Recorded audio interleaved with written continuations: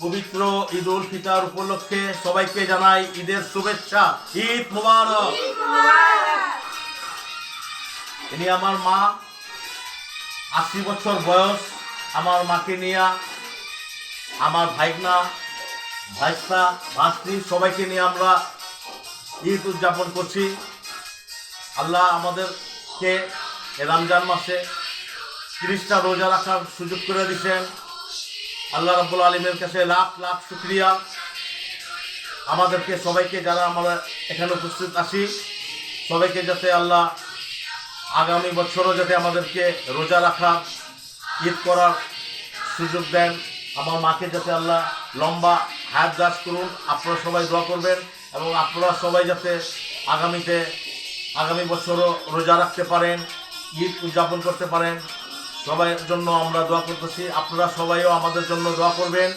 এই ঈদের আনন্দ সবাই ভাগাভাগি করে সবাই ঈদের আনন্দ উৎসব করেন। সবাইকে আবার ঈদের শুভেচ্ছা। ঈদ মুবারক।